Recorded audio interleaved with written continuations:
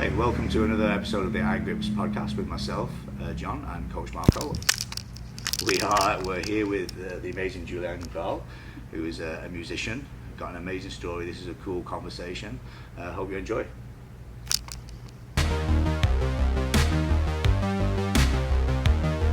This is the Iron Grips podcast. Hope you enjoy it.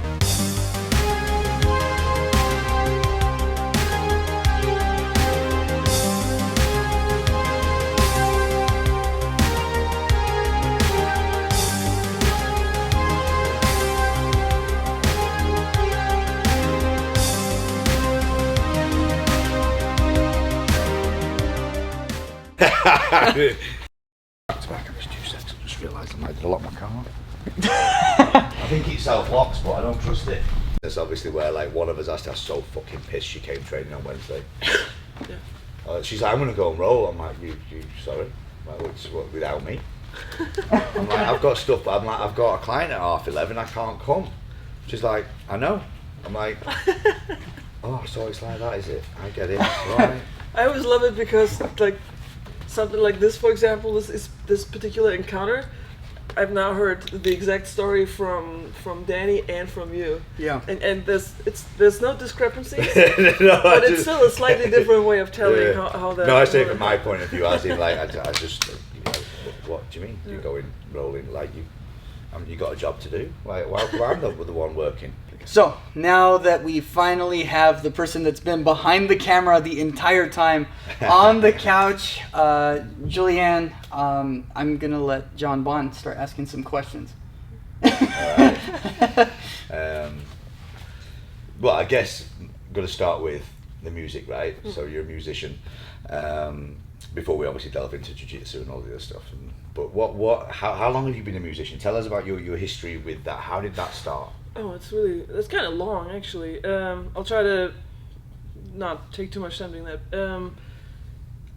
I started, I think, recorders when I was like 5, and kind of did that for a while, and then I started viola when I was maybe 9. But when you started, was it like you're just like a forced thing with school? Was it something you kind of wanted to do? No, it was before school. Right. I think my older siblings probably played instruments, and I was interested. So I went through a whole bunch, like recorded viola, then piano, and then I got I kind of lost interest a little bit and stopped practicing, and then eventually I started playing tuba because I stopped viola, but I wanted to get back into the little children's orchestra, so I needed another instrument. So I don't know why it had to be tuba, which is. It must have looked ridiculous. Isn't that the tuba's like the biggest thing to carry down with you? Like I always look at people that play the tuba, like that's such a hassle to carry. It really is, yeah. Like you got to be really into it. There's easier instruments to walk around with. For sure, yeah. And also, like imagine like any like 13, 14-year-old girl. Like, that's what I mean. The size of those things, like they don't have child-size ones, right? It's like I mean, they have smaller ones, but they're still pretty big compared to the other instruments. And I played that for a little while, and then eventually I wanted to try out for these like statewide big bands and brass bands, and I got in the bands I wanted to. You have to do auditions and all kinds of stuff, and then the big band was like, "Hey, this is cool, but we actually need somebody to play bass trombone. So how about we give you a bass trombone and you just start playing that too?" As you do. Yeah, as it happens. Yeah. And so I had no interest. Into this. Yeah. It's not quite how you do it, sorry. That was, we know you play trombone, but here's a snare drum. Yeah. Well, I auditioned for the same spot that usually the bass trombone has in the big band. And they were like, oh, this is great, you can do it on tuba, everything's cool, but actually... And they provided the instrument and everything, so I was like, okay, I'll give it a shot. And then somehow that kind of worked fine. And I decided maybe I should... Maybe it'd be fun to go and do this for a living. So I looked around for like universities and stuff to find a program, and I didn't really want to become a classical musician, so I had trouble finding a jazz program for tuba at the time. So I decided, well, then I'll just do it on bass trombone, but I've only been playing for like a year. So I finished school like high school, but it's a little longer in Germany. And I just stayed home for a year and did nothing but practice. Right. Which all the neighbors started to hate me because it was summer and the windows were open and this was terrible. But so I just did that, and then I did all the auditions for the universities, and I got into everywhere I wanted to go, and then I moved to the Netherlands to start my bachelor's there. Wow. And they were like, "You've only been playing for a year and a half now, but this is cool. Okay." That's good. Yeah. You had to audition to get into the school.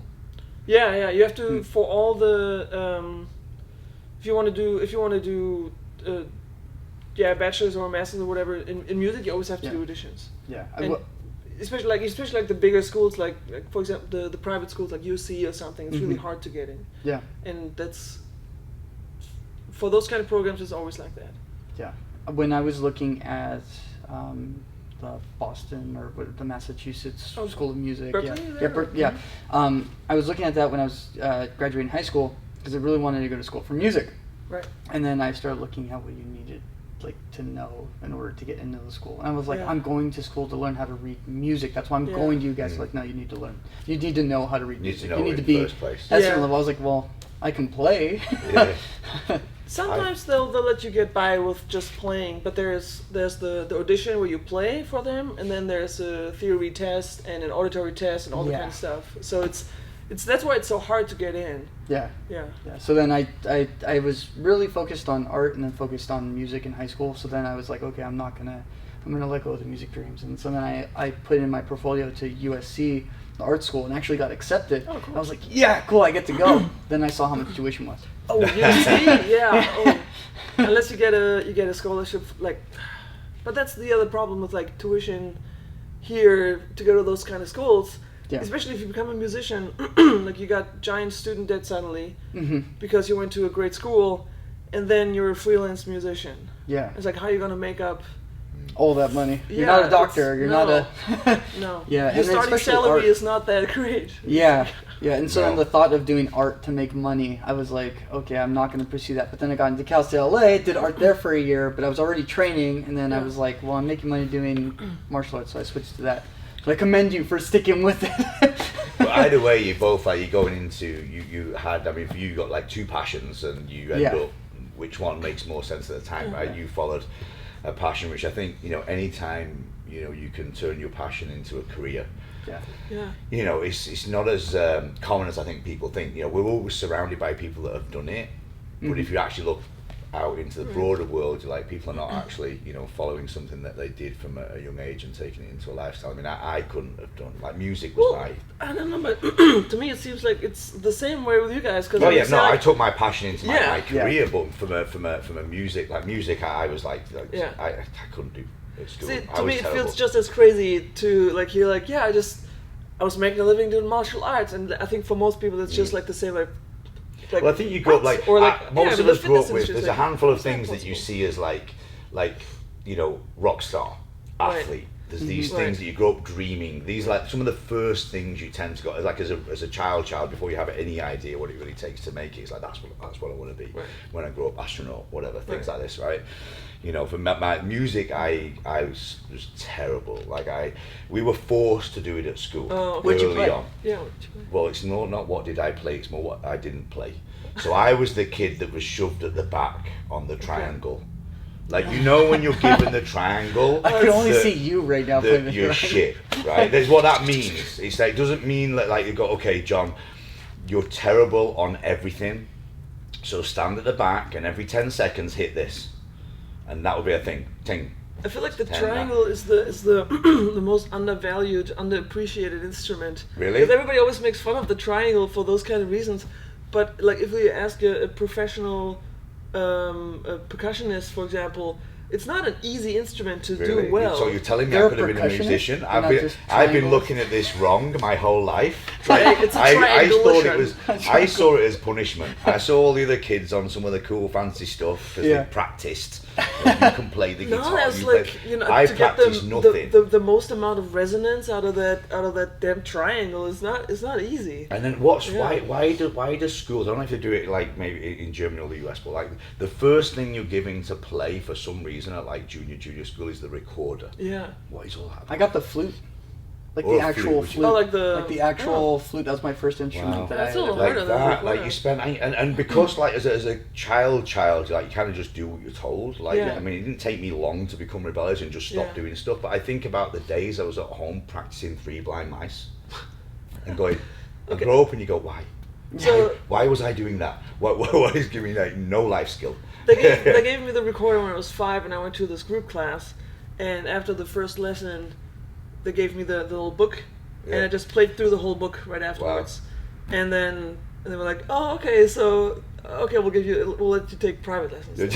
yeah. Because it was so easy. Yeah. And then Did you always find it like when you first started practicing? Is it something you picked up quickly and found quite natural? I know that's a really bad question because everyone what people want it doesn't take away from the hard work, I don't think, but I think sometimes you start something when you're young and you just happen to be quite good at it, and from there you get. It doesn't mean you don't have to practice as much. Same with athletes and things like that. Some people are just naturally fast. I remember runners and things like that. You used to have to work to become really, really good, but I feel like it's with instruments especially, but I feel like this with everything. Like I'm always like interested in figuring out how it works, and that part is usually not so hard, and then like it gets much harder. But with instruments, it's kind of the more instruments you play, the easier it gets, because once you've kind of understood the concept, it gets easier. But which they say about a lot of things, right? I remember even jiu-jitsu, they say the same thing. If you once you kind of get the concept of any move, you get the concept of any move. If that makes sense, the same. Also with things martial there, arts, but- like once you've like figured out one martial arts, it's easier to figure out the next one, because you kind of get the concept of what you're supposed to be doing. Yeah. Unless you start with no touch martial arts. Yeah. Knocking out people. I mean, I just didn't. Again, With the energy kind of like with the music thing, I think for me at school, it was just I was just no patience. Like it was so. Everything seemed so fiddly to look. Do you know what I mean? Like even just I remember someone trying to show me how to like do a basic chord on the guitar, and I was just even getting my fingers in position. I was like, I can't do it. Like that's the level of my patience. No, not even getting in position. I'm not a very patient person Yeah. either, but I just get like a little obsessed with it. And Well, I think that's maybe all of us. I'm not into many things. Yeah. But what I'm into, I'm obsessed with. Yeah. But I can be very quick to go, I've got no interest in that. Or I can try it and go, I don't like it. Right. Like, and I don't give it long enough. I don't know. Right. But other things, mostly if it's physical, I know pretty quick, and then I'm into it, and then it becomes obsessive. Yeah. I'm pretty patient. So. But I'm super patient. You are so patient. I honestly have no idea how you do it. I'm patient in the right environment. Like so, obviously in my in my work with clients and members, I'm patient. Cause when I it comes understand to yourself, you're like. But no, if it comes to myself or anything else, like no, if it's not done yesterday, I'm like. I know when to use my ability to be somewhat patient. Yeah. But it's a capacity, and at some point it's gone. Yeah. No, naturally I'm impatient. Yeah. Like, I think as a person I'm naturally impatient, but it's a skill at the end of the day as well. So obviously your career you learn through coaching to go right. Okay, being patient is a skill of coaching. Yeah. So I have it as a skill when I need to use it. Yeah. But it's two different mindsets. When it's not part of a skill I feel I need to use, then I'm impatient. Yeah. Have you ever taught before? Like taught music lessons? Yeah. Have I ever like regular?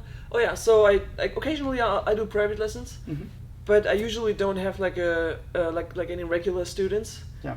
Except for one time, it was like I think it was in Koreatown. It was like an arts program kind of thing, and I took over for somebody else. And that was every Saturday morning, and that was kind of nice. I think I did that for a year. Yeah. And then the kid graduated from high school and moved away. So it's like, but it was actually kind of nice, and it was nice to see like the regular progression. But also I was super spoiled because this kid was practicing every week. He just really loved the trombone, like to a degree that I didn't even understand. I was like, okay, I don't understand why he's so into it, but it was great. So, but that was a really nice experience. But I think that's the thing, right? That's teaching 101, right? You can get the students that practice, and make your life a bit easier. Yeah. It doesn't, take away from your abilities as a coach, but you can then also get the flip side of that, the people that don't go away and practice. Yeah. That does matter. We have the same thing on the mat. I have the same thing with boxing. Yeah. I sometimes tell people to go away, right, practice this, and they come back next week and I can tell they've not practiced. It's funny with doing adults. the same thing over and over again. It's funny with adults because like they signed up for this. Like why do they not want to improve at it? It's to me it's mind-boggling to have adult students that don't want to practice. It's because they're paying for a lesson, so they feel that's dedicated time. Yeah. And so then any other time that they dedicate to this is sometimes monopolized, and they feel like they could be doing other things. And so like, oh, I'll get to And it later. sometimes they have other things, right? So it's like, you know, I think practicing something then takes a certain amount of, I guess, dedication and time, which maybe they don't have. Or also a certain level of interest that maybe they want to do that. Maybe like, so boxing would be a good example. They want to box once or twice a week, but they don't really want to commit much more time to it. They're not. They don't maybe even see the benefit in practicing so much and how that will feel once you improve quicker. And some people like the hand holding through learning. Some people need that. Some people don't know how to practice on their own. And that's very much a skill on its own. That is true. Practicing is for sure a skill. To be able to like efficiently practice without going off the rails and doing like this, you know, I'm always impressed when you watch, like, you know, I mostly go off high level athletes, but music and things has got to be the same, right? Where you can repeat that one thing over and over and over and over and over again. Like it's something you've even maybe done already, God knows how many thousands of times, but to get really good, you're still doing that one little part of it. Especially in something like with let's say, you know, sports, music, things where you can be creative. It's so much easier to go off on a tangent. Now I can jump on the punch bag and go, I'm working my jab cross hook today and I'm going to do 10 rounds and that's all I'm going to do. Within 3 rounds I'm off in some sort of world playing with other things because something just came up while I was doing it and I was like, oh, now I'm going to practice, and my head's gone off in a tangent. It's still a good training session, but I didn't just repeat the one thing I kind of told myself I was going to repeat, let's say. I think it's almost the exact same with practicing instruments because you need to repeat something so many times and you need to be able to analyze yourself and exactly find out what it is that you're trying to improve right now. It's like when you're practicing your jab, you're not just going to randomly jab a million times. You're like, okay, I want to improve this and now I'm going to adjust this. And otherwise, it's not... That's the efficiency of it, right? Like you can spend an hour and not get anywhere with it. And then you can, I feel like I'm most efficient practicing when I have almost no time because then I'm so focused. I'm trying to make the most of it and have the best like realizations, like, oh wow, I really got something done today, even though I only had 5 minutes. I find trainings like that, actually. I find some of my more productive training sessions are when I've literally just got an hour. And I have to quickly be like, right, I'm going to do X, Y, and Z, and I'm going to go at this kind of intensity because this is the amount of time I've got. Sometimes when I've got more time, I start playing around with different things. And before I know it, my sessions maybe not been quite as productive because I've always done, well, I've got an hour and a half, 2 hours today, so I'm going to do more. More's not always better. It's not always better, more quality practice unless you make it that. I definitely agree with that. You lost me at Z. I don't know. Me too. I was like, X, Y, Z. Yes, sorry. God, I was like, who's Z? I'm going to have to work more on my American. No, it's not you're American. No. I get that a lot when I'm saying like, oh, I want to improve my my accent. Like I don't want to sound as German. And then people are like, oh no, but it's nice to have an accent. I'm like, I don't know. I always feel like other, with the accent. But then like hearing you say like, oh, I want to, maybe sound a little more American. It's like, no, it's so nice. Look, I probably never sound American. I'm so far into like I've lived even the last 6-7 years I've lived all over the place and my accent is not. But it's just so nice to like hear the accent in somebody else. I'm like, oh no, it actually is nice. I see that I probably shouldn't try to get rid of it. No, I think you want to keep like I don't know. Assume there's that level of I'm proud to be English. I'm proud to be a Brit. I'm proud to be from the north of England. And what a lot of that kind of means to me. I also love living out of the UK, right? But it doesn't mean to say that I'm not a Brit at heart. I support.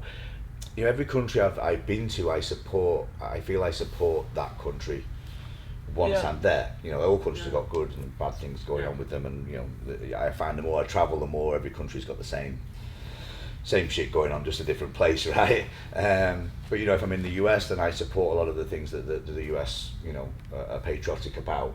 Not necessarily everything, but I'm here. I'm living in your country. Yeah. I was no different in Australia. Hong Kong the same.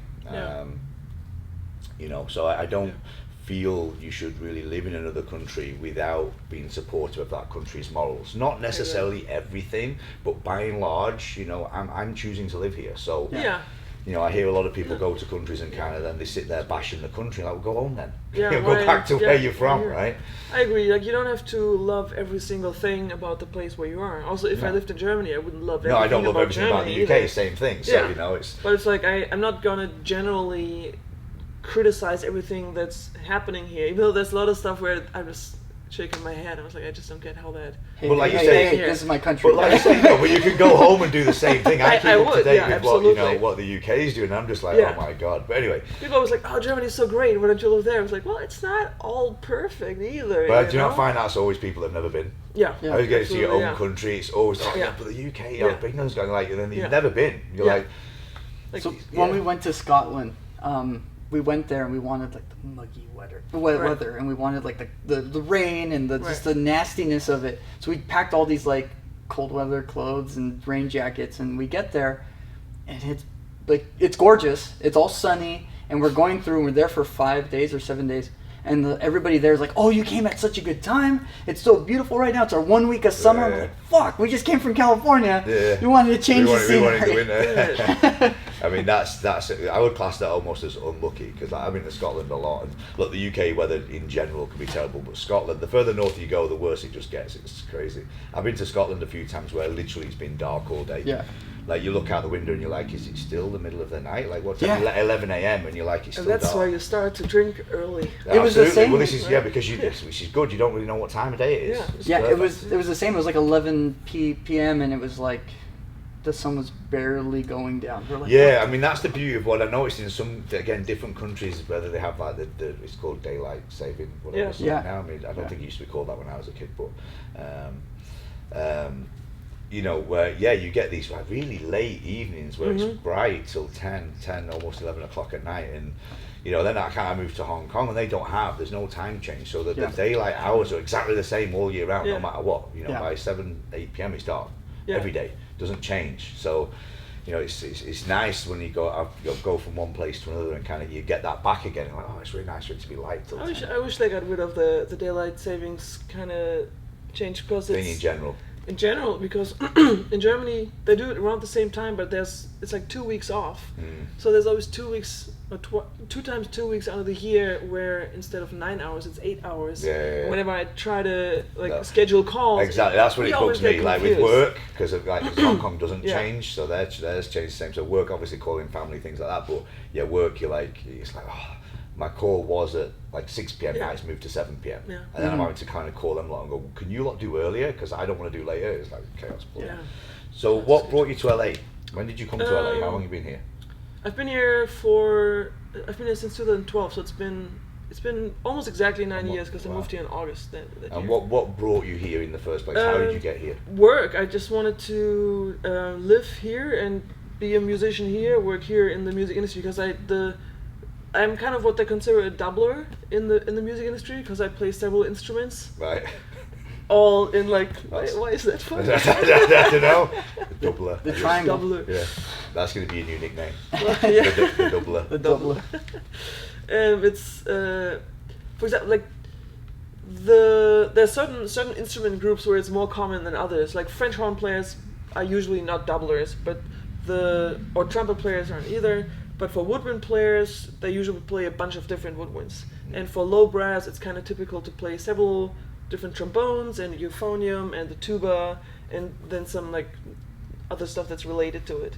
So I play like the tenor trombone, the bass trombone, the contrabass trombone, and there's different kinds in those categories. And that's for the film industry here, that's a very typical thing to do in the studios, that you play different instruments and you can be put on different chairs in the section. And I've always liked to do that kind of stuff, to play tuba as well, and that is kind of perfect for LA. And I also so I kind of like the industry here because of that.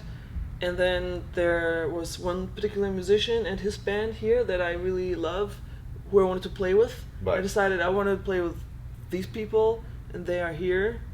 So I'll move around the world to So did do you just that. like pack up, come and look for an opportunity, or Pretty did you much. get a job? No. Did you get something first? No. Ah, okay. There's no such thing in the music industry, kind of. No, because it's hard. Well, the reason I always ask about Yeah. this sort of stuff is like I've had my fair share of Yeah. issues with visas and different countries it and was things like that, terrible. and it's not easy to just step foot, especially in the It's US, hard.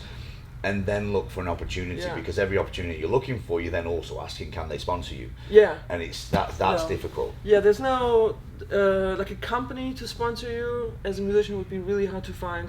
So what I did, like I finished my master's in Amsterdam. I lived in Amsterdam. Like I moved to the Netherlands to study and finished it there in the master's in 2012. I think in like June, and then in July, and then August 1st I moved here. And I decided about a half year earlier because I had gone on a tour here and I kind of liked it, and then I checked out New York, LA to maybe move to, and I eventually decided it's gonna be LA. And then I've tried to hustle some grants and scholarships and make a thing out of it, and I had saved a little bit of money because I was always working while I was a student already. I was already playing tons of gigs. It was like, compared to now, I realize how little money it was, but at the time I was like, wow, I saved like a few grand. I was like, this is a lot of money. I can live a year off of this. But when you've never saved, like I remember that Yeah. moment for me, like I spent years with zero, Right.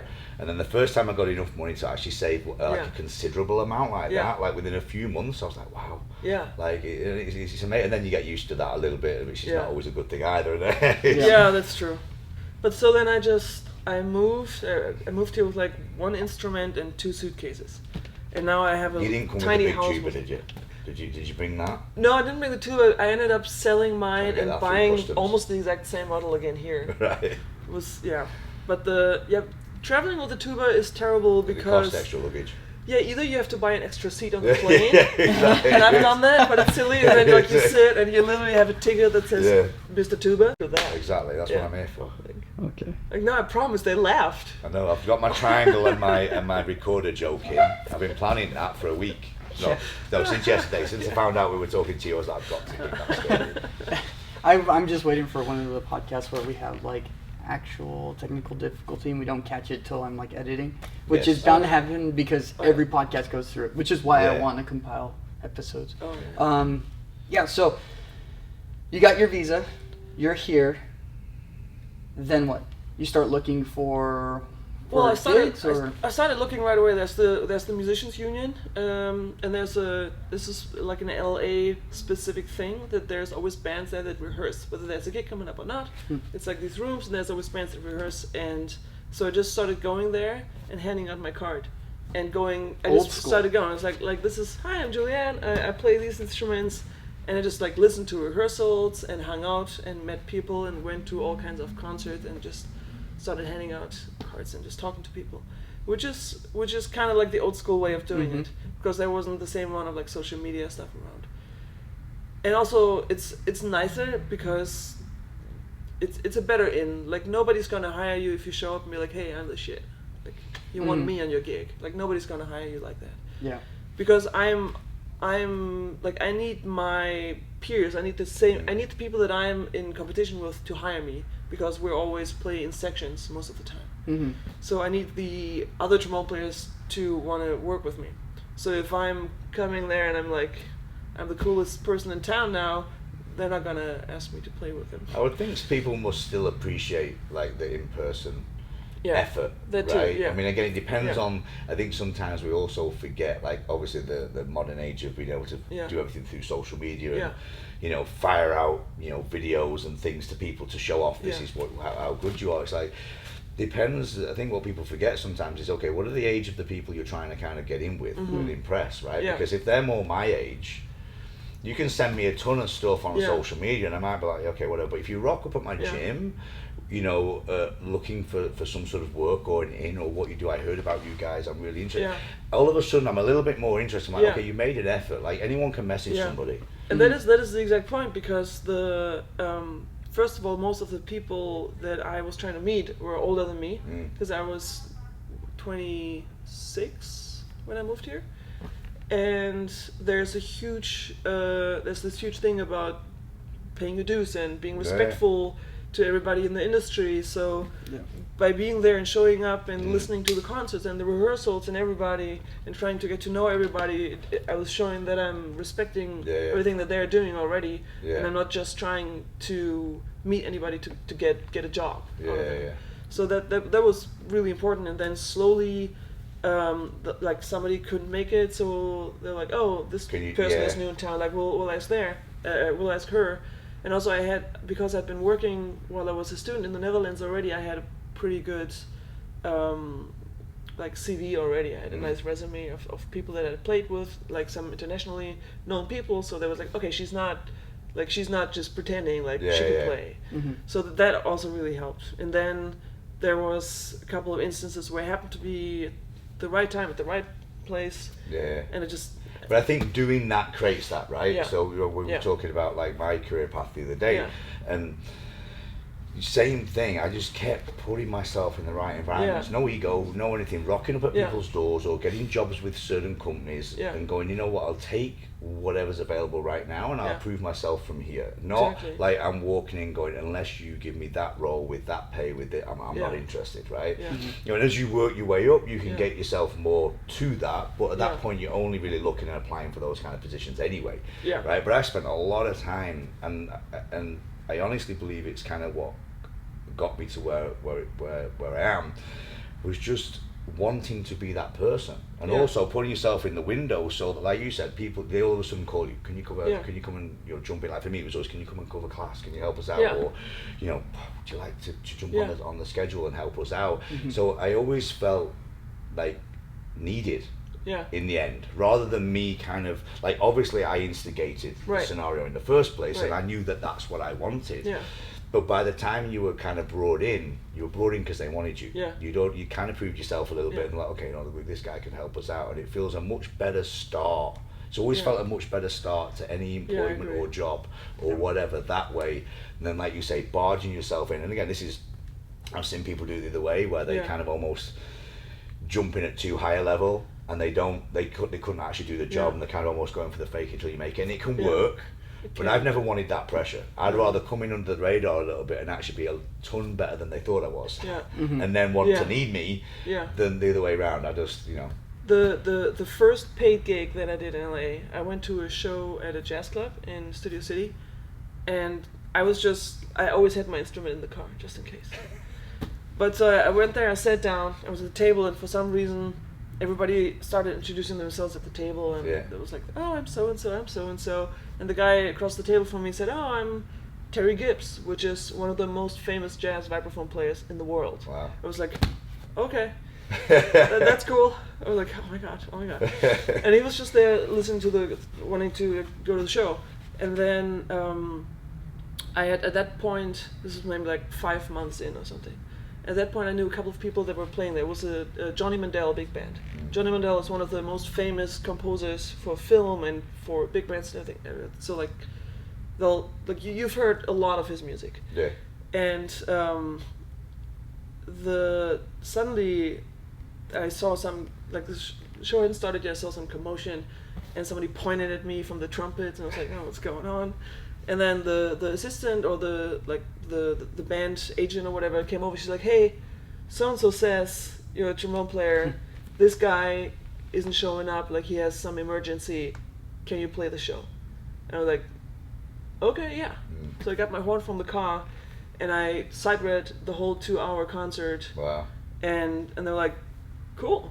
But how good's that, right? Like, sometimes, you know, everyone talks about showing up, right? Sometimes, like, things like that happen, you just got to show up. Like, because that's an opportunity where you go, shit, I'm not prepared. I've not planned this. But then sometimes, you know, if that would have come about where you'd got weeks knowing it was coming up, you might have been stressing out about it. Or, rather than, okay, on the spot, let's get on with it. People still tell me about this. Like now, like my colleagues now, there's like the older one, like they happen to be there, and I was like, oh, I remember, that was your first gig, right? I was like, yeah, because like it was like a very memorable moment. It was like a super, like, it was one of the top bands too. It's like, okay.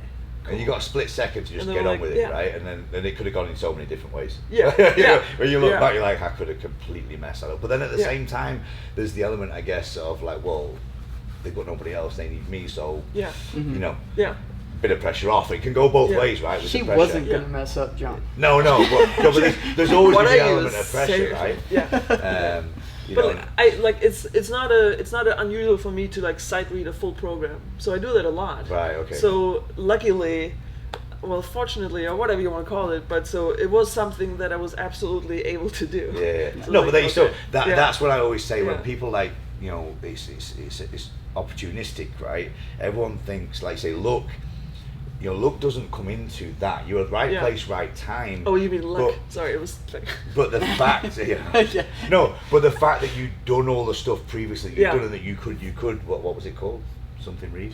Sight read. Sight read. Yeah, Sorry. like you've never seen the music before. You just Yeah, it's but if first you time. never practiced and understood that Yeah. you wouldn't have probably been able to take that opportunity, Yeah. right? So it's not like you Yeah. say the circumstances. People always talk about luck and things, but it's Yeah. like, okay, circumstances, things like that maybe just happen to be right place, right Yeah. time. But the work you'd done previously It's true. allowed you to nail that. If you hadn't been prepared in some way Yeah. for that opportunity to happen, Yes. then you wouldn't call it the right place and the right time. In hindsight, No, probably. exactly. Yeah. Like, Wrong Yeah. place. remember wrong that time. guy? Yeah. I fucked up. Yeah. So no, Yeah. I think that's Yeah. that's just another analogy for putting the work in, right? You put Yeah. the work in anyway to Yeah. create the opportunities Yeah. over look for the opportunity and then worry Yeah. about the work later. It doesn't work like that. Yeah, that's true. So you mentioned some big names that I don't know, unfortunately. But what are some other people that you've played with that maybe some people listening to this podcast would know, or maybe like someone like Coach Peter would know because he's very Coach Peter. He knows a Right. lot about music. Whenever there's a band Yeah. playing, I'm like, who is this? I'm like, Coach Peter, what band is this? And he'll give you the band name. He'll give you a fact about one of the members, and he'll tell you his favorite record or song. Wow. Coach, Yeah. Coach He's pretty Peter, good. He has like when I've posted something that is pretty like music business like. I don't want to say like insider people, but they're not like famous in the real world. Not kind of common knowledge, right? Yeah, and Coach Peter's like, oh, those are some of my favorite musicians. I'm like, Coach Peter was okay. a producer too. Yeah, for and a lot sound of, engineer. Yeah, and sound engineer for a lot Yeah. of big metal bands, and Yeah. he's been in the music scene for a Yeah. really long time. He's one of the Yeah. most like, I don't know if I'm No using one the right does word, one thing in LA, eccentric really. people. Yeah, it's Like true. you Yeah. meet people in LA, and it's the craziest place in Yeah. the world for this because Yeah. you meet them and I take everybody at face value. So I see someone and I think, oh, they're an electrician, but then you find out all the other stuff they do. Yeah. And you're like, Yeah. oh, but you're not. So you're not just an electrician. Yeah. You do this, and you Yeah. work with these companies, and you work with those kind of people. And you're like, it Yeah. blows my mind every time. true. I'm still a bit of a kid in LA. It's crazy. It's just so many cool things to do here. It's hard to just Like jiu-jitsu. like jiu-jitsu. Let's go to jiu-jitsu. Hold on, I want to know who she's played with. Oh, sorry. Yeah, I digress. Who do you He play wants with me first? to name drop. Yeah, That's name what's drop. up. Okay. Okay. So the bigger names that people would know is like I think what you're hammering on is the Quincy Jones stuff. Yes, So- Quincy yeah. Jones. Nice. She was in the Quincy Jones documentary for like a second, but I Really? was so happy. Wow. We were in San Clemente for a tournament, and then we stayed at like my aunt's condo. It was Coach Juliane. We had Kevin there. My wife was there. My dad was there. So we're all just hanging out, and we're watching some TV, and the Quincy Jones thing is there. She's like, "I'm actually in that." We're like, "Wait a minute." She's like, "Yeah, I know Q." I didn't What? say, hey, I know What? you. But no, you said Quincy Jones, but then you started saying Q, and I was like, "That's so cool." That's Yeah. amazing. But it's like we did these tributes to him with him, and he was there, and it was during the time that they were filming the documentary, and then I realized later that like a snippet of that show was like ended up on that in the documentary, and he's a cool guy, you know, and yeah, we have another tribute coming up, which is which I'm looking Tell forward him to. his first lesson here is free. So just Yeah. next time you see him, get him in here. He always for some whispers jiu-jitsu. some like random German words that he learned a long time ago. He tells me those. So him and I are very similar. yeah. That's true. That's true. And you're almost the same exact person. And no, but yeah, he's super nice, and he's a very supportive kind of guy. So that's a lot of like younger musicians that he's kind of supported in certain ways, and it's nice. But the like him or like I did this David Bowie tribute with Lady Gaga at the Grammys a few years ago. That's cool. or we played 10 sold out shows with Adele at the Staples Center. Wow. I usually play at the Hollywood Bowl every season, like some shows, and You play with Old J too, right? play with Old J. Yeah, for some like that's a band like I knew nothing about, but you love this. I love Old fact. J. Yeah. So yeah, That was on Conan. Yeah. yeah. And I mean, I record for a lot of artists, like individually or this for movies and stuff, Yeah. and then you can go to the theater and watch something that I played on. It's cool. What films have you been on the soundtrack of? Baywatch 2, Hell yeah! which I was so Baywatch 2? When did yeah that come out? with The Rock. Yeah, no, I saw the Yeah. first Oh, one. yeah, It was okay. actually quite funny, but I didn't know they'd done a second one. Yeah. Wait, I thought I that mean, was the. you know. Oh, maybe I mean Baywatch the movie Baywatch. 1, I guess. So I thought as that in was- the I thought the that was remake. Yeah, The remake. yeah, Right, yeah, yeah, yeah, yeah. yeah. That's what I mean. I mean, I remember the David. I was Hasselhoff so one as hoping well, that right? we were But- gonna redo the theme because I Yeah. think the theme song is so amazing. Yeah. It's so like epic You and got the call and you were like, corny. I'm there. It's. I was singing it all the way to the Mhm. to work all those mornings we recorded. I was like, some people it's so good. It's so great. But we only did the score, sadly. But like that, or like right now, there's two in the movie theaters. There's a G.I. Joe origin story. The snake eyes. Eyes. Yeah. Yeah. And this movie called Free Guy with Ryan Reynolds. Oh, there was one Bad Oh, you Times did at Free the Guy? Bad That's Times cool. at the Royale. It was a couple years ago. Or Any Star Wars gigs? no, I'm not Disappointing. quite on the Star Wars list yet, but maybe cross my fingers, maybe sometime. Yeah, but it's hard to kind of like I always just say like just look at my website because it's all there. I hate to talk about the credits, so I just put them there for anybody who wants to actually. You see gotta them. like, you gotta toot your own horn sometimes. Yeah. It's I don't know. It's like I'm always like I hate to talk about what I've done Yeah. because it's awkward, but Yeah, I'm the same. Yeah, the only time I did it was, and my immigration lawyer told me, Yeah. because he was like, I know you don't like to talk about accomplishments, but when you're in the room with the guy from USCIS, is that what it's called? USCIS? Yeah, well, it's been a while now. The gatekeeper. Yeah, the gatekeeper. When you're in the immigration interview, like, tell them everything. Yeah, there's a time to show It's off like that, there's a that, moment. This is you've the made moment. a big deal. Yeah. And Yeah. that you should let me into the country. Yeah, exactly. It's like, yeah. Oh, that's the there's a time like I'm all about being humble and stuff. But like you Exactly. say, if by being humble and not telling them what you do, they Yeah. go, "Yeah, we don't need you." over Yeah, here." exactly. You sat back in Germany going, Yeah. "That fucked up." Should have bragged that one time. Yeah. Corning on the Cage Warrior days and things like that. Like there was people that we were all warming up with that became super big UFC stars and whatnot, right? Oh, yeah. Many a times we'd be on the same shows. There's obviously SBG connection. John Cameron would be on that kind of section. We've got Connor on the same show, and you see where that all went. Yeah. And you're like, it's like at the time you didn't always appreciate it, and then further down you're like, okay, well, we've been around some Yeah. high level people, or Yeah. like you say, worked with and Yeah. been on things. It Yeah. does become a bit more normal to you. But Right. you also know how it sounds when you're saying it to someone else sometimes, Yeah. or you think it does. I think people are Yeah.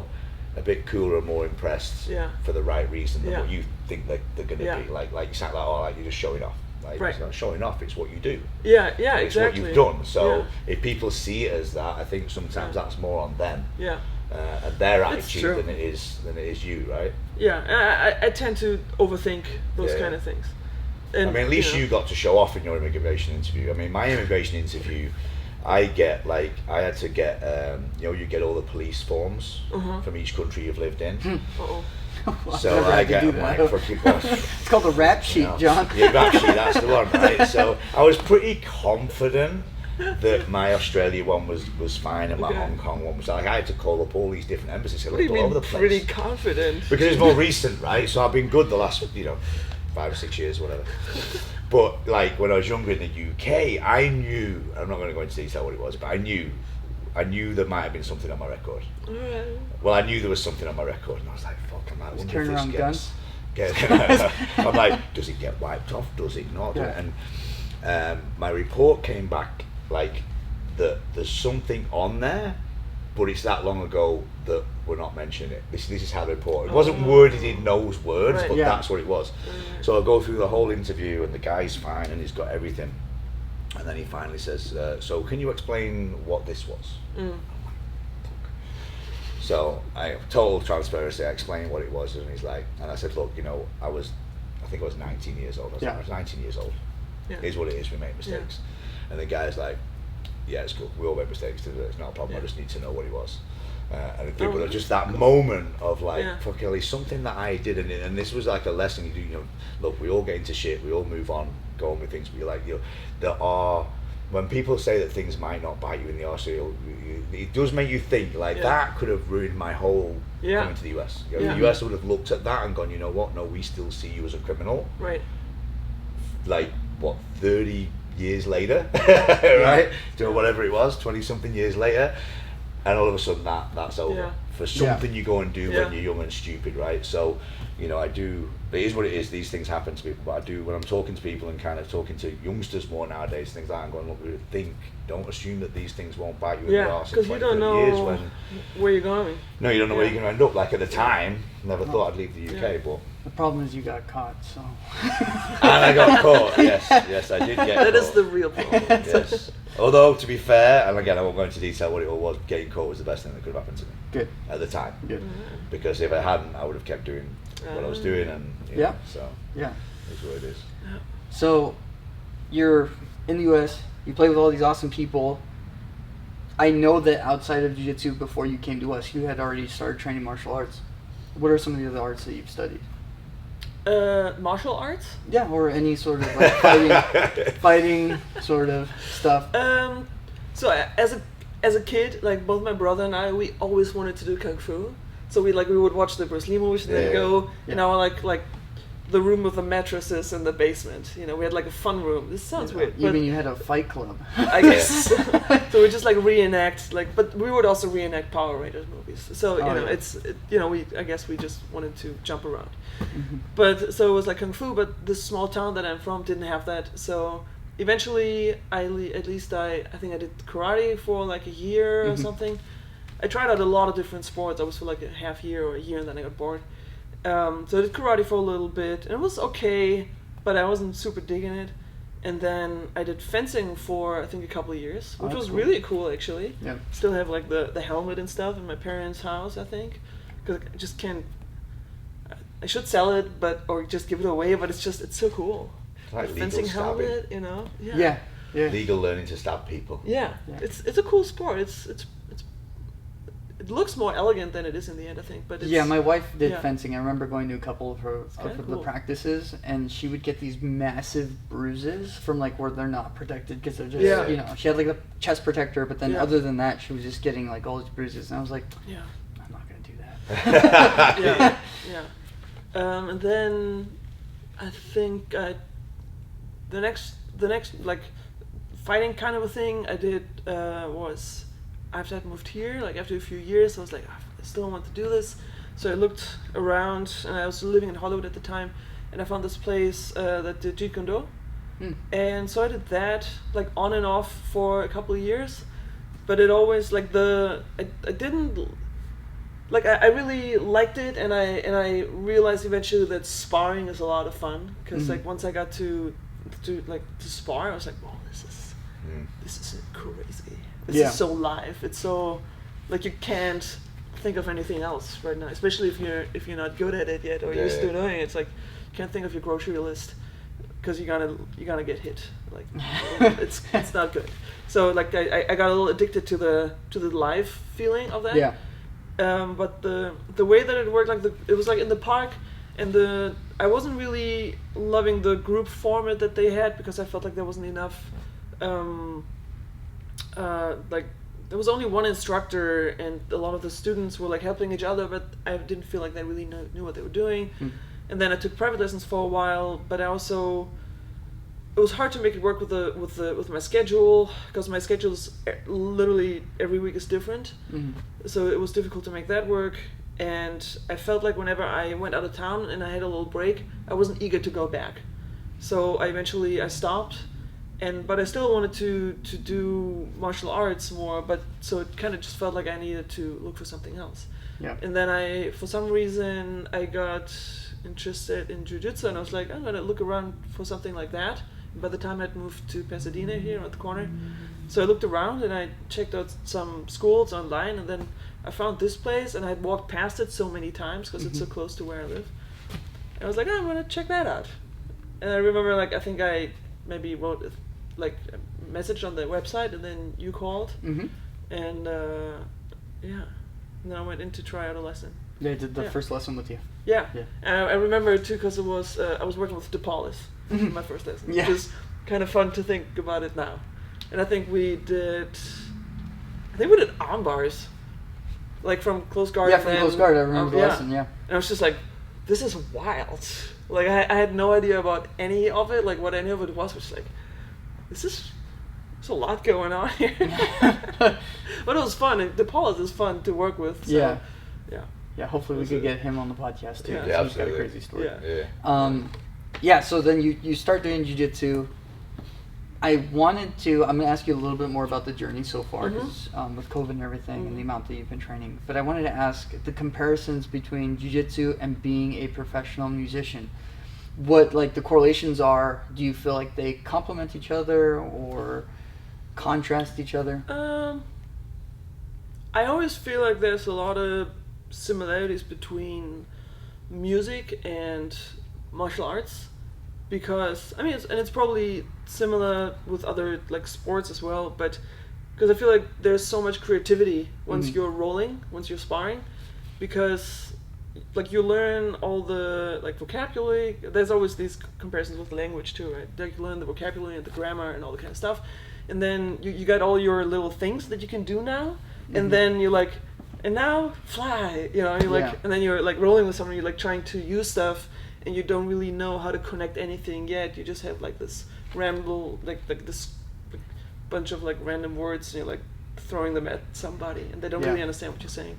So, and it's similar in music. It's like you learn all your scales and your arpeggios, and you learn how to play this instrument, and then they're like, and now play in a band, and you're like, okay. But so like you slowly figure out how to connect things and how you want to do it and how it works with your body and your mind, and so there's a lot of similarities. How do you find the difference between? So I guess the big difference always between something like music. It's initially it's you and the instrument. Right. So the instrument's not. Although the way I do it is the instrument's not against you. Right. It's just you learning the Depends instrument. on the day, but I mean, sometimes it's not just a trying piece of metal I to shove in stop my you face. doing what you're trying to do, right? And then obviously, yes, if you then go into a band, you've got to work with the band. But again, at least the band are trying to work with you. You're all on the same page. Yeah. And then you go to learn something like jiu-jitsu, where you're getting given all these skills, and they should all work. Right. But then you go against someone who doesn't want them to work on you. Yeah. That's how do you find that's different? Because I think when you get good at learning certain Yeah. skills, and like you say, things do transfer. Yeah. But then you go into learning something that's just not as, I don't want to say as simple. There's something trying to fight back. So the techniques you learn. Yeah. You then have to work out how to actually make them work on people. You're right. That's a little different. Like it's a little different because somebody's trying to keep you from what it is you're doing. Yeah. But you've also learned how to block that. So there's something that makes you do that you've also kind of learned. And in music, it's also not like if you're playing live with people, it seems like you're just going along with what's happening, but there's a lot of stuff happening that is kind of trying to derail you as well. Yeah. And so in a way, like there's different obstacles, but there's obstacles in both things. Right. Okay. That's interesting. But if you're like training with a training partner, it's different from if you're like doing a competition or something too. So because I think when drilling, you're working on someone who's semi allowing you to do what we're practicing that day, right? And then you go and roll, and all of a sudden it works on some people and not others. How have you found? Like I always find it interesting because I don't know what you're like. I almost forget that kind of journey from white belt to blue belt. It feels like that long ago, but then also kind of the feel of like, you can progress. Like I feel you progressed quite quickly. You came a lot, so you learn a lot of stuff quick, and then you get to blue belt, and then it kind of all of a sudden gets harder again. Yeah. How do you handle the weird, I guess, progression so far? It's not this like linear journey. I'm not saying music is either, but when I got my blue belt, I felt like I did not deserve the blue belt. So the Everyone first feels like that. yeah. So the first well, actually, Welcome to the club. I've been doing it that long that actually I Right. was a bit. No, I think I actually do by now. But there's always a belt you feel you don't deserve at some point. Yeah, but I just felt like a fraud the first few months. It's still only been a few months, I guess. But I suddenly felt like before, like I felt like I was getting a little confident as a white belt. And I was like, yeah, I kind of know a little bit what I'm doing. And then you got the blue belt, and I'm like, now I feel like I'm supposed to know. Expectation changes, right? That's always now what I feel like when I notice roll a lot. with the white belt, I'm like I'm supposed yes. to like dominate or something, and so suddenly there's a lot more. It's a little bit more stressful. Yes, no, I don't put any of this pressure on her, by the way. No, This no is one all- does though. But you know the same thing, right? We've all had this journey. Like I think as the expectation goes up, the way you think about jiu-jitsu changes, and that's not easy. Because, like you say, I had like some of my most fun times to a certain degree in jiu-jitsu. I'm not saying it's not fun now; it is. But when I look back to starting as a white belt and actually never even putting the gi on, I purely rolled for MMA purposes. So I was rolling with all sorts of different levels. But we're all no gi, so you just knew they were better than you or whatever. You didn't really care what belt anyone was to a certain degree, and you just rolled. And I was younger, I was athletic, I could hold my own athletically with most people anyway, and then it was just a skill thing. And then even into blue belt, I still felt like that because my mindset at that point was still not really on. I'm not in jiu-jitsu because I want to do the black belt. I didn't really think about it that way. I just wanted to fight, or learn, at least learn to fight all aspects, with striking, the grappling, putting it together into MMA. And I didn't feel I had any expectation. My only expectation was kind of me knowing that at this point I'm the one down here, kind of slowly trying to get better and work my way up. New people come in and you keep getting higher, and then you start getting better than maybe some people that you weren't. And then, like you say, all of a sudden this expectation kicks in at whatever point. That like you say, you look around the mat and you feel, and it's not an ego thing. It's just you feel. But I should be better than this person. And then you get stuck in a bit of a battle. You're having a bad day. Things are not working, and you get frustrated. Whereas you weren't getting frustrated before because you expected to not do so well. I mean, I feel like when as a white belt, it was like I just had this excuse in my head. It's like, oh, if I mess up, it's like nobody's like I'm supposed to not be good at this, you know. And then you're right. It's like it doesn't feel like an ego thing. Like I don't feel like, oh, I gotta be better than this person. No. It's like, oh, I have to like almost honor this belt, and if I mess up, then it feels like. Well, that was my biggest stress. But I remember when I got brown. That's what my coach said to me. You know, when I got my brown belt, and that's why I think being brown belt was the most stressful for me, because when he gave me the belt, that's literally his words. He said, you know, and he said it to the whole class afterwards as well, because a few other people got promoted to different belts, and it's like, you know, as you go up in belt, you need to, you know, respect the belt, and don't just walk in and have lazy days where you're kind of letting the lower belts beat you, or not beat you, but you know, you're not taking it that seriously because you know you can. And how give them a false sense of, you know, jiu-jitsu is this weird thing, like you're all working with each other, you're all trying to help each other, you're trying to help each other grow, but also the way to help each other grow is for them to realize that there's levels, you know, and so you have to honor that side of things. I mean, there's nothing more humbling than, you know, like when I got my brown belt, there was 7 black belts there. And the first thing I had to do, they gave the brown, now roll with all 7 black belts, and I got annihilated. Some of the 3 or 4 of them were over from China, Brazilians, and they're like mid-20s, and they're all in the GF team, like comp team. And it was just like, it was this most, again, step up, a little bit of euphoria, yes, I'm here, and then smashed, and you're like, we should start doing it that way. You know, it was. We bizarre. should start promoting first and then doing the Ironman after. Yeah, that's how they did it. So yeah, it that's interesting. I might do that for brown to black. Yeah, it was bizarre. It's like you roll with everybody with the lower belt, and then you get the promotion, and then you have to roll with the other black belts. It was just this very quick, okay, amazing, well done, now back down to earth. There's work to do type thing. And I actually kind of respected that to a certain extent. I actually liked, like, you know, it was painful for the amount of rounds I did, but at the same time you were like, okay, great. It's You know, funny. It there's seems still work like to do. every belt promotion has something to it like that. Because I felt like going from white to blue. The Ironman is so rough because the white belts just like want to, you know, just tire you out like crazy. Yeah. Right, and they don't know how to do it efficiently, so they just like muscle through. And then every single other person in the room is better at jiu-jitsu than you. Yeah. So I felt like, oh, at least when you're going from like purple to brown, at least you kind of know how to roll. So, but it's there's just something tough to. Well, I every think promotion, it seems. different people run the Ironman a little different as well. I mean, I remember back in Manchester, for kind of when some of the high guys you rolled till you tapped them. Yeah. So if you was a purple or brown That's what they do belt, in then you Montana, were too. tapping. You had to sort of like if you got stuck with someone.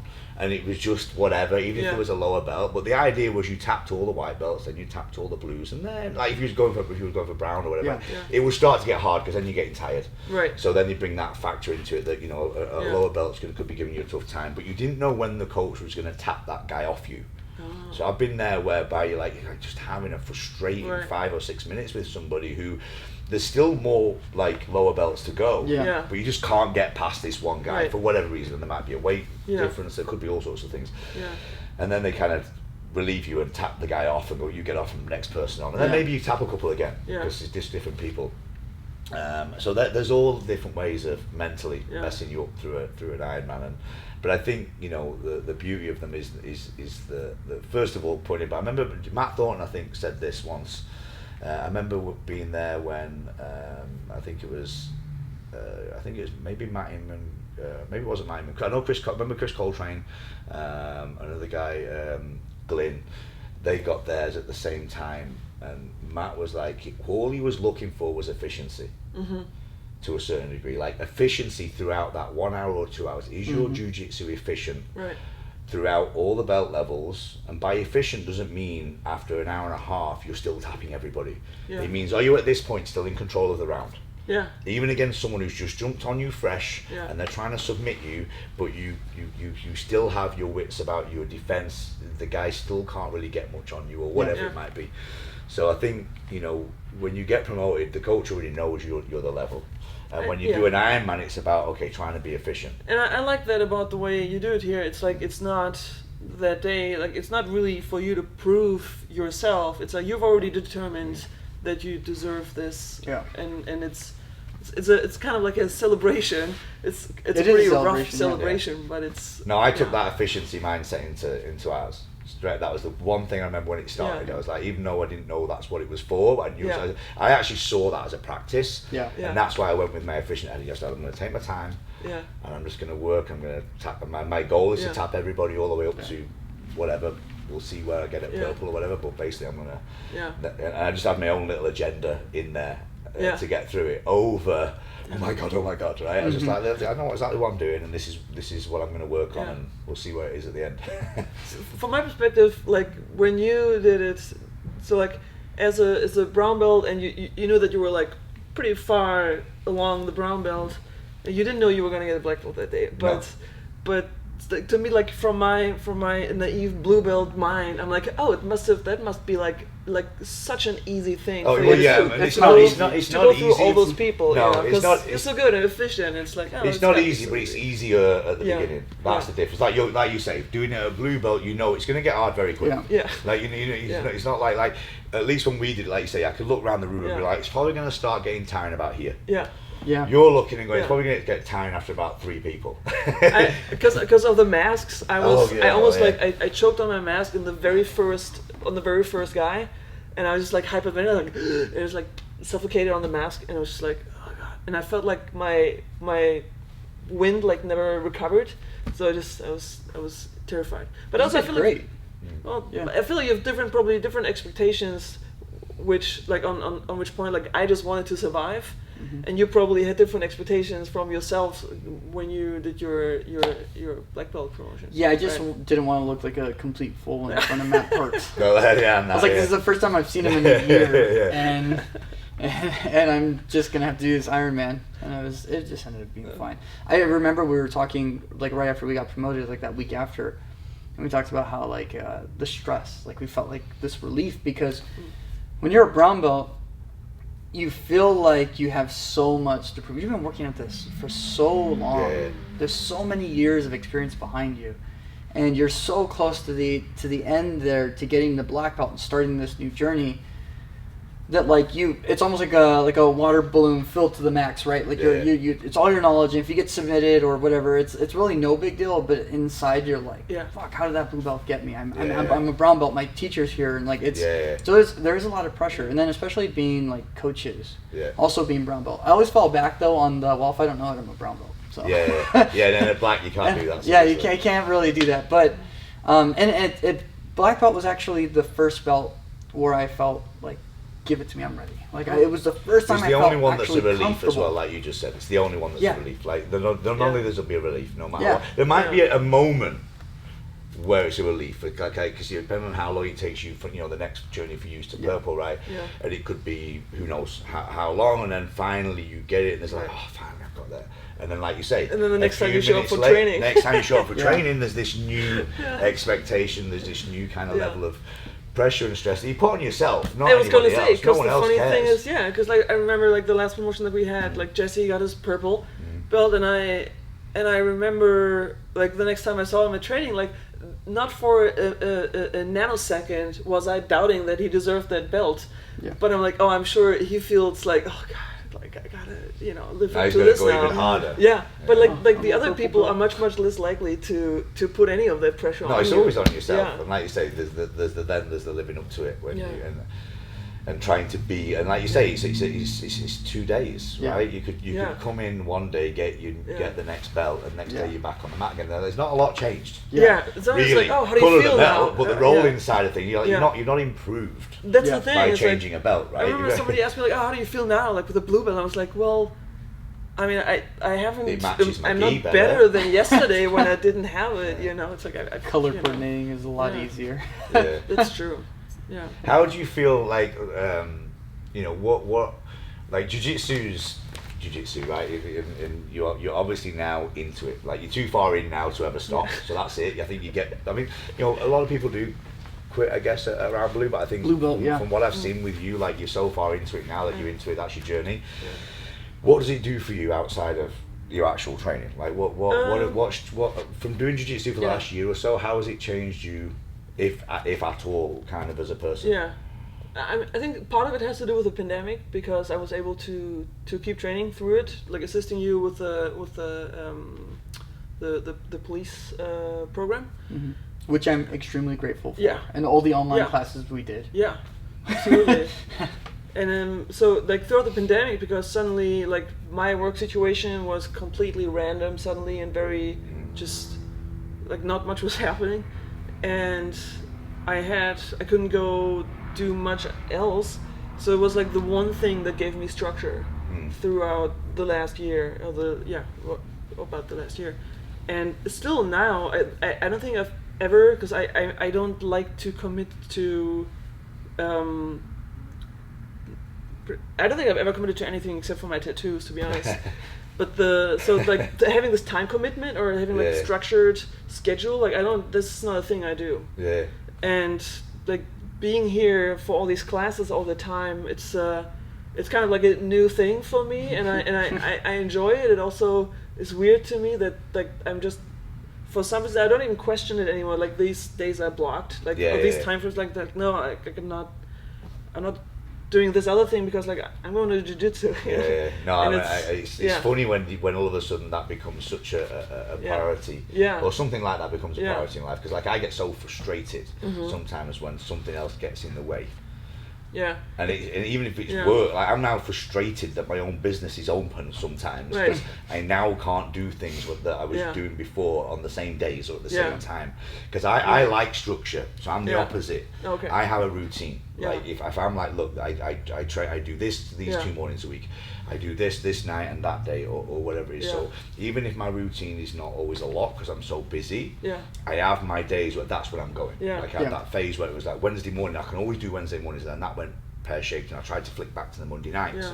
But I always, I need a routine. I don't like it being random. I don't like not knowing when I'm going next. As soon as I as soon as I have any set thing in my schedule, I think only about the conflicts that could arise that make it difficult to make it work. Yeah. So that yeah, but I do like the structure, and I like that I can just show up and I can work out and I'm having a good time. And I mean, sometimes I feel like I'm getting beat up, and it's a different kind of a good time. But it's no, it's bizarre what we call a good time. Yeah. I think when you're in the fight game in general, I can walk away from it's even more so sometimes with boxing, because it hurts more in general. Different, but I can walk away from getting battered and be like, I really enjoyed that. Yeah. Like, what's wrong with you? Yeah. Now, don't get me wrong. There's times I've not enjoyed it. There's times I've walked away going, right, I don't think this is for me. Sometimes there's funny dynamics going on in a role, and it's not good.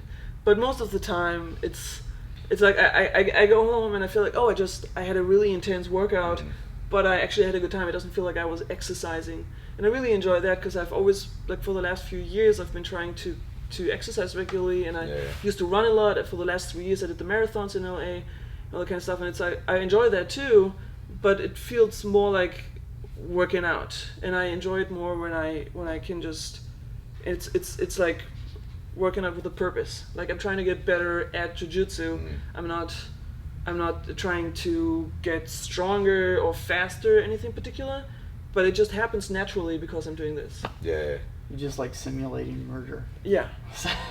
But I think there's just so much, like, for me, jiu-jitsu, my brain goes off in so many different directions during a round, and I think, like you said, the walking away, feeling sort of fulfilled at the end of a jiu-jitsu class can go. Look, I've also walked away being frustrated to death because I know I've come in, I've had a bad day, I've not been thinking, I've not rolled to my capabilities sometimes. But there's also days where even within the round, it can go like this. Oh, for sure. Yeah. And you can be like struggling for 3, 4, 5 minutes against someone and having a bad, just I can't.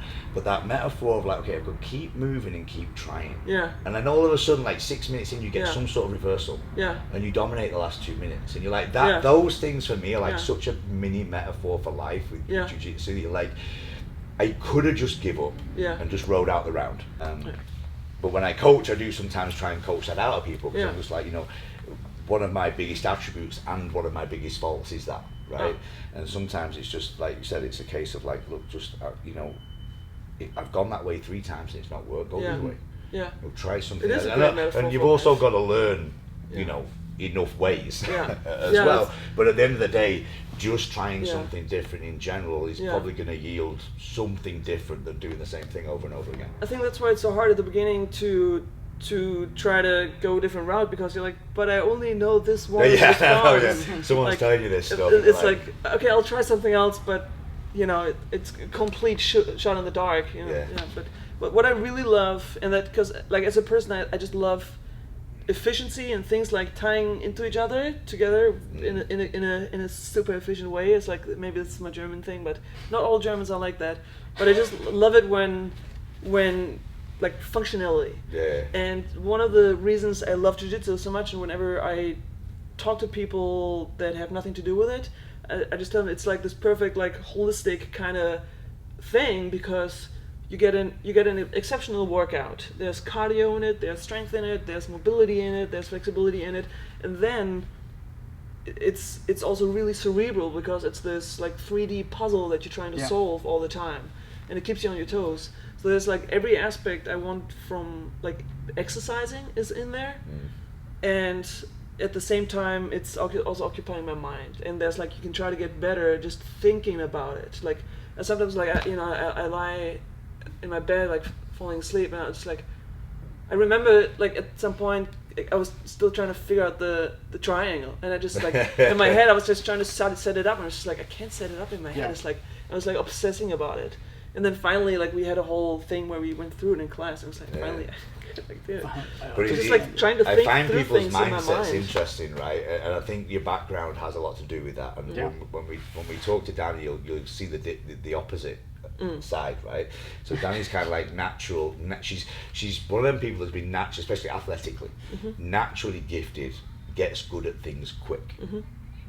Are you nuts. saying that's the total opposite of me? No, It's no, a no. little, But no, in her head, I don't know how many sports you've done, but I mean, with her, her problem is almost underthinking jiu-jitsu in between jiu-jitsu. Oh, okay. Was more what I was mean. Like Yeah. you go home and go out. I've got to try Yeah. and work this out. Right. Yeah.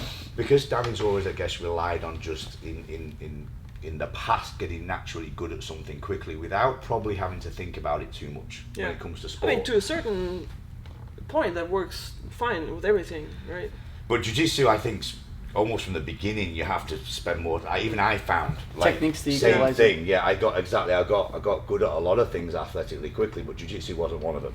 I mean, look at the differences between. Because I didn't spend enough time thinking about it. I assumed it would, in my mind. Yeah. I'm not saying it'd be interesting to hear how Danny really sees, but we go home and we have a conversation all the way home every session, right? Yeah. And I'm always like, you can't just rock up the next week and assume that you're going to have developed something if you've not thought about it. So I had to tell her the same thing. Couple of things like, pick your 2 or 3 benchmarks. Right. Who are the 2 or 3 people that you have really good roles with Right. that are either a bit better than you or you're just a bit better than, but you have things that you go, right, these are my benchmarks, this is what I'm going to work on. I don't walk into here treating anybody like the enemy, right? No. But I have 2 or 3 people that Yeah. give me certain problems. And when I, Yeah. Feels like it though. yeah, no, but when I roll with them, I have a plan. Yeah. Yeah. And it's Yeah. not like my plan is, I'm going to smash you today. It's like, right, Yeah, I'm going to try, my goal today is to stop you doing that because I need Yeah. to get better and you're good at this. Yeah. We're also at another, at a level where that's how we drill. We've talked about this before. Yeah. Like we were working. Whereas on Danny our little doesn't think like projects. that. That Right. was the only conversation. I said, look, you Yeah. roll with Juliane a lot. What's your goal when you roll with her? And she's like, what do you mean? Don't die.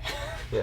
I'm like, well, there's she's- things yeah. that you guys are like good at and you Right. complement each other's games. You're quite strong, but like Juliane's also really technical with certain things. So what are you doing when she like ties you up in something? What's your thought process? Right. And it was like, again, almost a light bulb, like, well, you didn't really have one. Deals with it at the time. Mm-hmm. I'm like, okay, if you want to improve, you can't only deal with stuff at the time. You need to think about it before, because then when you start feeling yourself going into that position, like, this is what I'm going to do before, split second before, not, oh shit, she got me in a triangle again, now I've got to work out how to get out of it. Right. Right? And I think jiu-jitsu definitely takes, out of a lot of the sports I've ever done anyway, it takes a lot more. I'm always analytical anyway, I've always been like that with sport. Yeah. I mean, I was pretty analytical with running as well. Like I read books about all kinds of technique, because people always assume like running doesn't need technique because we all know how to run. Yeah. But that's just so wrong. Oh, all sport at high level takes, and it's way more than... Yeah. So like I felt like I generally approach things analytically, but in jiu-jitsu there's just so much more possibility for that. Like there's so much more potential to like. I just enjoy the puzzle of it so much. And then Well, like you say, sometimes like he'll show something new in class, and I'm just like, whoa, this is a thing you can do. Like I was like, wow, that's amazing. Look, we could go there, and then you end up in the omoplata, and like, and I'm just so happy about the connection of that. Why are you holding me back? Why? No, that's but at the same time it's so easy to get overwhelmed with all the possibilities of things you could be doing. It's like there's a million directions you could go from this position. And it can be overwhelming, but it's just so exciting. Yeah, I think you've absolutely got to know when to not think as well. Yeah. Right. And just kind of do and find things out as they go. But it's interesting. It's interesting. Yeah.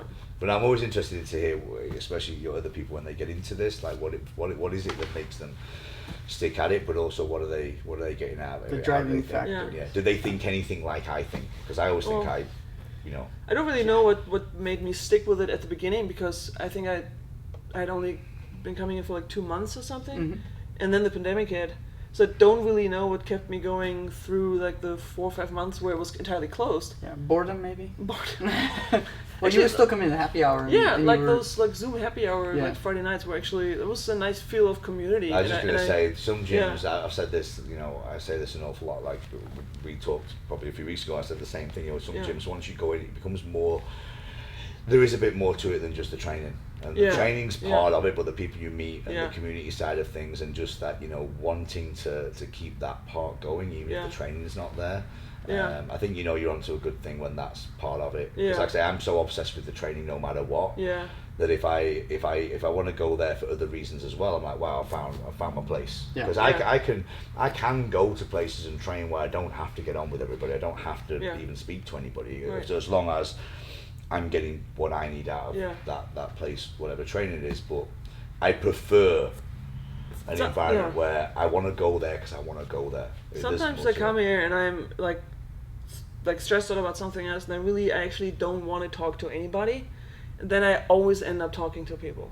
And then I always, it always ends up being more social in those days than I wanted it to be, just because I like the people, and it's fun, and you end up joking around about something. Gets you out of the rut. But I think that's I think that's what action in general does, right? The amount of times I've walked to the gym going, I'm gonna have a bad day, I'm tired, I'm stressed out, I'm gonna get beat up, this is gonna be hard, I'm not in the right mindset, like you just said, and I walk and have the best rolls of my life. Right. There's other days I walk in bouncing off the walls, and I'm like, I'm gonna annihilate everybody today, and they get smashed. You get humbled. And I'm like, because I've sometimes tried too hard, come in going, I'm on fire today, because my brain is, but my body, for whatever reason, isn't. I rush everything. The next thing I'm like, that was terrible. What happened? And you walk out. But I'm here too, having a good day, and then like with a counter, and then so we're both just like, damn.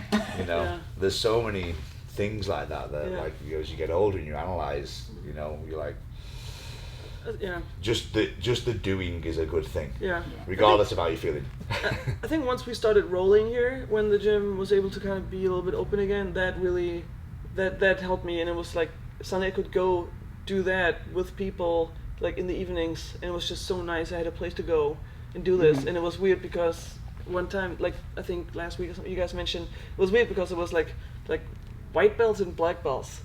So like for a while I was mostly just like I knew 0, and I was just rolling with like mostly like 3 black belts. Yeah, like you were brown at the time. Yeah, there was me, there was you, and like I say, there was John, there was Mike, and then Alex was coming, I think, quite a bit. And a lot of the time, that was all of us. Yeah. And you were just rocking up no matter what. But it's like I literally I remember just I had like nothing to try to do in the role because there had been no classes for so long. No. But you kept and I forgot everything from before. But but just the rolling itself was like, oh, this is, I don't know exactly why, and it's completely exhausting me, but I don't know why, but I'm having a good time. Yeah. Like I'm just gonna keep coming. But I think you realise what you learned when everyone else started coming back. Yeah. Because then you start rolling with a bit more of a variety of levels. You're like, oh wow, okay. Yeah. So while I was lying under that person for 5 minutes not doing anything, I actually did learn this. Yeah. Which is another weird thing with jiu-jitsu. You can do very little and somehow learn. Yeah. Against the higher people. Yeah. Well, thank you guys. Thank you, Juliane, for coming out and chatting with us and being on this side of the camera.